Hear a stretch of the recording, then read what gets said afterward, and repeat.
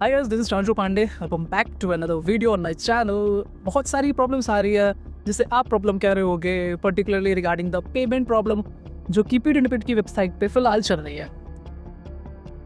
Main problem ये है कि सभी वेट कर रहे हैं कि ऑनलाइन पेमेंट ऑप्शन ओपन होगा, बट पीडीएनपीड सोच रही है कि ये जो ऑफलाइन पेमेंट है इसी ही ऑनलाइन पेमेंट क्यों ना माना जाए, और अगर आप वो मानते हो तो फिर उसे आपने ऑफलाइन पेमेंट क्यों बोला है। I don't understand.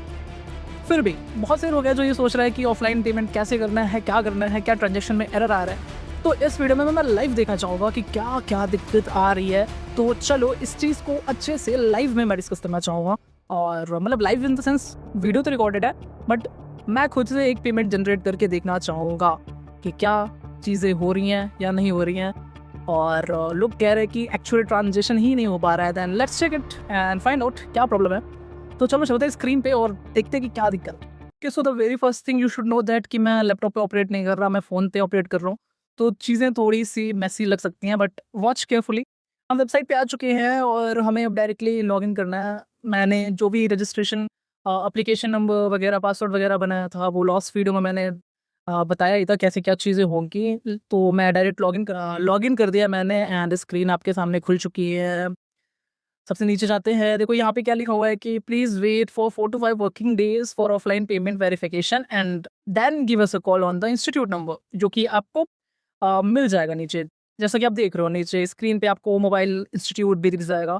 Mobile tech support team का भी नंबर दिया गया है, तो आप इस पे तब कॉल करो व्हेन आप अपना पेमेंट कर चुके हो और 4 से 5 दिन आप वेट कर चुके हो, ठीक है? ऐसा इनका कहना है। तो चलो हम एक बार पेमेंट करके देखते हैं क्या प्रॉब्लम आ रही है।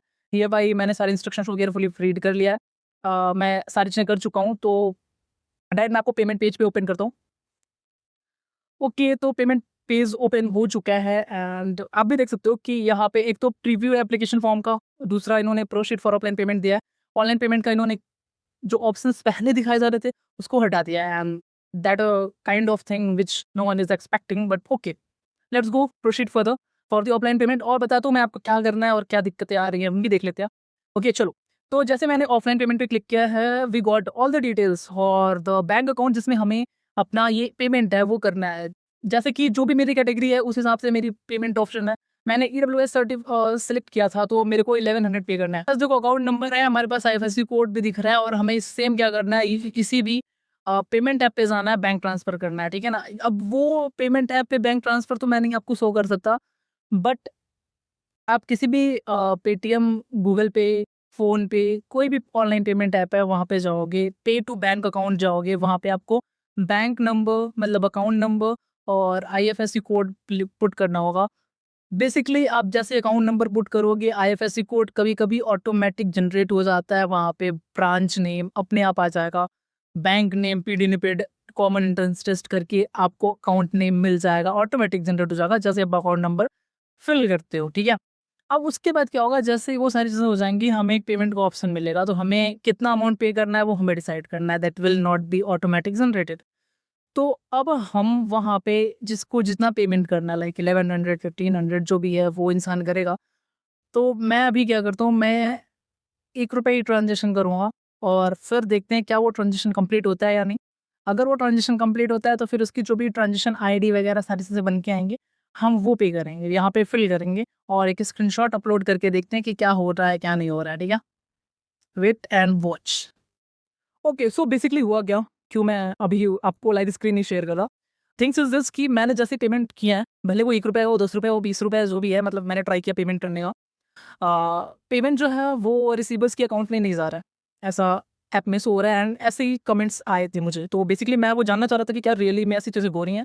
तो मैंने अभी वो पेमेंट किया एंड वो जो है वो बैंक अकाउंट में नहीं जा रहा है और वो बैक हो रहा है, होगा। अगर फॉर्म फिलिंग का डेट एक्सटेंड होगा तो एग्ज़ाम दे दिया एक्सटेंड हो जाएगा।